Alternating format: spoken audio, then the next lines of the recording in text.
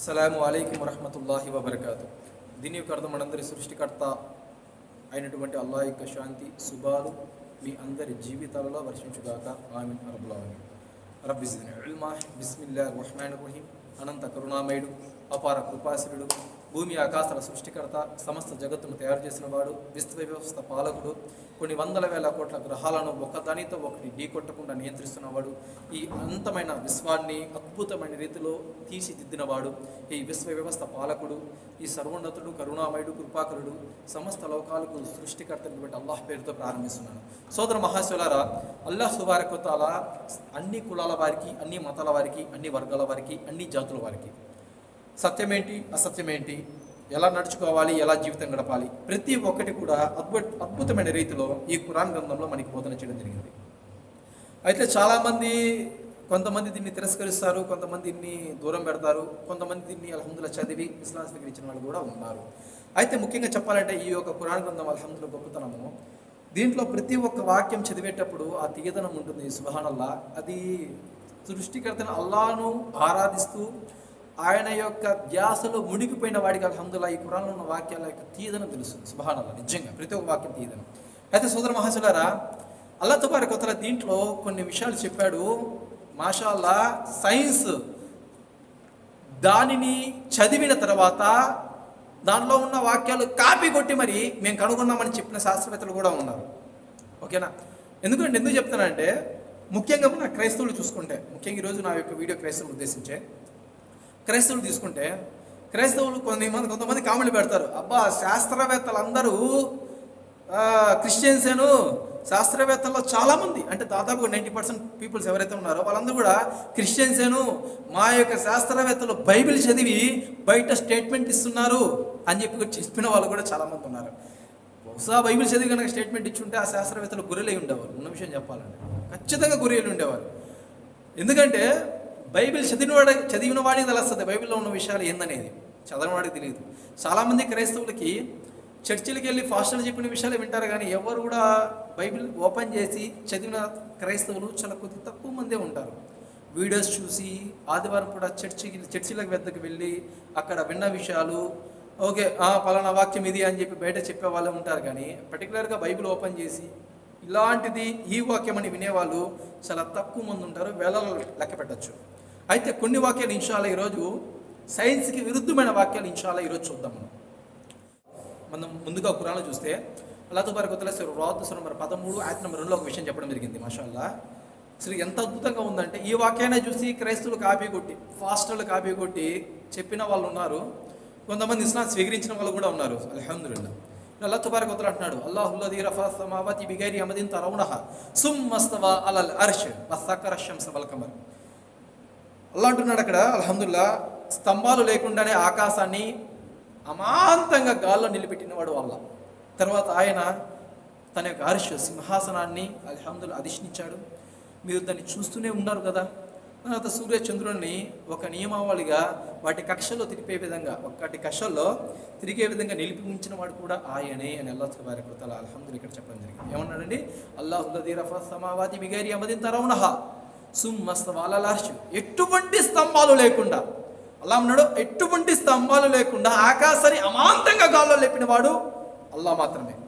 అల్హమ్దులిల్లాహ్. దాని తర్వాత ఆయన యొక్క సింహాసనాన్ని అర్షిని కూడా అధిష్ఠించాడు. సుబ్హానల్లాహ్, దానిపైన ఆసీనుడై ఉన్నాడు. ఆ తర్వాత సూర్య చంద్రులను ఒక కక్షలో గాల్లో నిలబెట్టి నియంత్రిస్తున్నవాడు. అల్హమ్దులిల్లాహ్. ఈ వాక్యము సృష్టికర్త అయిన అల్లాహ్ మిమ్మల్ని నన్ను అన్ని కులాల వారిని, అన్ని తెగల వారిని, అన్ని వర్గాల వారిని తయారు చేసిన అల్లాహ్ తబారక వ తఆలా చెప్పిన మాట ఇది. ఇప్పుడు బైబిల్లో కొంతమంది పండితులు రాసుకున్న వాక్యాలు, ఎందుకంటే అల్లాహ్ తబారక వ తఆలా మంది ఫాస్టర్స్ అంటారు. ఆల్రెడీ ఇంతకుముందు చెప్పుకున్నా కాబట్టి ఇంకొక వీడియో కూడా చెప్తాను, ఎట్లా మార్పులు చేర్పులు జరిగిందనేది. ఇన్షాల్లా నా కాడ చాలా పెద్ద డేటా ఉంది అల్లాదే వల్ల. దాని మీద నా యొక్క పాత ఛానల్లో ఉంది, అది డిలీట్ అయిపోయింది. మళ్ళీ ఇన్షాల్లా ఫ్రెష్గా ఈ ఛానల్లో పెడతాను. అయితే సోదర మహాశిలారా, ఇక్కడ అల్లాహ్ ఏమన్నాడు? మీరు చూస్తూనే ఉన్నారు కదా, ఎటువంటి స్తంభాలు లేకుండా అంతే ఎత్తుకి గాల్లో నిలబెట్టిన వాడెవరు? అల్లాహ్ మాత్రమే. స్తంభాలు ఏమీ లేవు. ఏడ స్తంభాలు ఉన్నాయి నేనైతే ఎక్కడ చూడాల.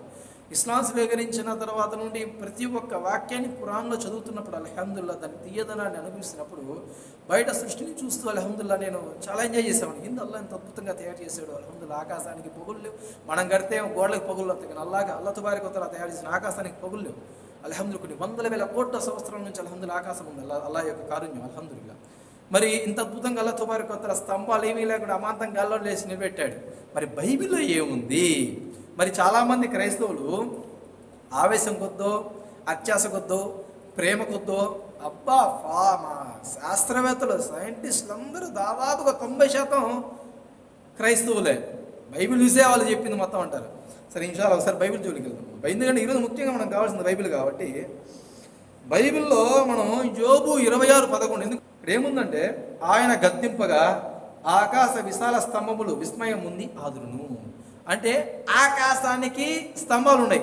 ఇక్కడ మనం చెప్పింది కీర్తనలు 75వ అధ్యాయంలో 6వ వాక్యం చూసుకున్నా అక్కడ కూడా భూమికి స్తంభాలు ఉన్నాయి. భూమికి ఎక్కడ స్తంభాలు ఉన్నాయో ఎవరైతే మా శాస్త్రవేత్తలు బైబిల్ చెప్పారన్నారో మరి ఈ విషయాలను చెప్పలేదో నాకు తెలియదు. ఖచ్చితంగా ఈ విషయం చెప్పాలా.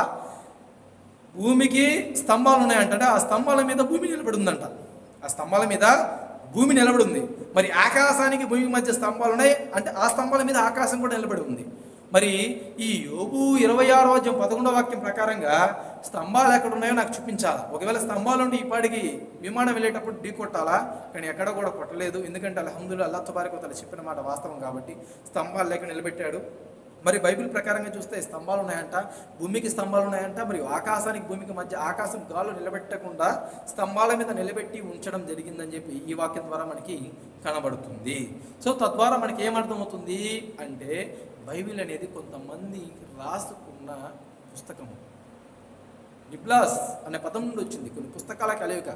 ఆ పుస్తకాలు ఎవరో రాసిన వ్యక్తులు మనం కూడీకరణ చేసి మనలో పెట్టారు. ఇన్షాల్ ఈ వాక్యమే కాదు, ఇలా చాలా వాక్యాలు ఉన్నాయి. నా ప్రియతమ క్రైస్తవులు చెప్పే ముఖ్యమైన విషయం ఏంటంటే, నేను ఇస్లాంలోకి వచ్చే మిమ్మల్ని అడగట్లా, మీరు ఇస్లాం గురించి రీసెర్చ్ చేయండి, ఆ తర్వాత రండి. ఎందుకంటే యోహాను సువార్తలో చెప్పడం జరిగింది. యోహాను సువార్తలో 28వ అధ్యాయంలో ఇంకో విషయం ఉంటుంది, సత్యము మిమ్ములను స్వతంత్రులుగా చేయను. సత్యం ఏదనేది నిమిషంగా తెలుసుకోవాలి. ఇర్మియా 6:10 ఉంటుంది, మీరు పురాతన మార్గంలో నిలిచి చూడండి, ఏది మీకు పర్ఫెక్ట్ మార్గం ఉంటుందో దానిలో మీరు వెళ్ళిపోండి, వెంటనే జంప్ చేయండి అని చెప్పడం జరిగింది. ద్వితీయోపదేశకాండం 5వ అధ్యాయం 11వ వాక్యంలో పురాతన మార్గం నుండి ఒకసారి చూసి సత్యం ఏది ఉందో దానికి వెళ్ళిపోండి కూడా దాంట్లో చెప్పడం జరిగింది. అల్హమ్దుల్లా ఒకసారి చూడండి, ఒకసారి ఇస్లాం గురించి తెలుసుకోండి, ఖురాన్ చదవండి. అల్హమ్దుల్లా అల్లాదే వల్ల ఖురాన్ గ్రంథము తెలుగులో మనకి ప్లేస్టర్లో కూడా అల్హమ్దుల్లా యాప్ రూపంలో దొరుకుతున్నాయి. చదవండి, సత్యాన్ని గ్రహించండి. ఎందుకంటే మనకు ఉండేది ఒకే జీవితం. మనం చనిపోయిన తర్వాత మనల్ని తయారు చేసిన సృష్టికర్తను అల్లాను మనం చూడాలి అంటే, మన కళ్ళతో మనం చూడాలి అంటే అది స్వర్గంలోనే చూడగలుగుతాము అల్హమ్దుల్లా. సో అక్కడ మనల్ని తయారు చేసిన మన తల్లి గర్భంలో ఒక మిశ్రమ వీరబిందుతో తయారు చేసిన అల్లాహ్ తబారక వ తఆలా మనం చూడాలి అంటే ఆయన మనకిచ్చిన ధర్మం ఇస్లాం ధర్మం, ఆయన వద్ద నుంచి వచ్చిన ధర్మం కూడా ఇస్లాం ధర్మమే. ఇస్లాం ధర్మం అంటే చాలామంది ఏమంటారంటే 1400 సంవత్సరాల ముందు నుండి వచ్చిందంటారు. ఇది ఒక పచ్చి అబద్ధం. ఇస్లాం అనేది మొట్టమొదటి మానవుడు హజరత్ ఆదం అలైహిస్సలాం వారితో ప్రారంభమైంది. ప్రవక్త ముహమ్మద్ రసూలుల్లాహ్ వారు ఎవరైతే 1400 సంవత్సరాల ముందు వచ్చారో ప్రవక్త, ఆయనతో అల్లాహ్ తబారక వ తఆలా అంటాడు, ఆయనతో ముక్కమ్మలు పూర్తయిందన్నాడు అల్లాహ్ తబారక వ తఆలా. ఇస్లాం ధర్మము ప్రవక్త వారితో పూర్తి అయ్యింది. స్టార్టింగ్ ఎప్పుడైంది? మొట్టమొదటి మానవుడు హజరత్ ఆదం అలైహిస్సలాం వారితో ప్రారంభమైంది. ప్రవక్త రసూలుల్లాహ్ సల్లల్లాహు అలైహి వసల్లం వారితో పరిపూర్ణమైంది. సో అల్హమ్దుల్లా ఇటువంటి ధర్మం ఇది అల్లాహ్ ఇచ్చిన ధర్మం. దీంట్లోకి మీరు అల్హమ్దుల్లా ఇస్లాంలోకి రావాలంటే బాప్తిజం వెళ్ళి నీళ్ళలో మునగాల, ఇన్నేం లేవు. అష్హదు అల్లా ఇలాహ ఇల్లల్లాహ్ వ అష్హదు అన్న ముహమ్మద్ రసూలుల్లాహ్, ఈ 2 పదాలు వాటి యొక్క అర్థం తెలుసుకొని వాటి మీద విశ్వాసం, మనస వాచ విశ్వాసం ఉంచి అల్హమ్దుల్లా కలిమా చదివితే అల్హమ్దుల్లా మీరు అల్లాహ్ వద్ద ముస్లిం. అల్హమ్దుల్లా ఆలోచించండి. అల్లాహ్ తబారక వ తఆలా మీ అందరికీ కూడా సన్మార్గం భాగ్యం హిదాయత్ ఇవ్వుగాక. అల్లాహ్ మీకు విశ్వాస మాధుర్యాన్ని, ఇస్లామిక ధర్మం యొక్క విశ్వాస మాధుర్యాన్ని అల్లాహ్ మీకు ప్రసాదించుగాక. అస్సలాము అలైకుం.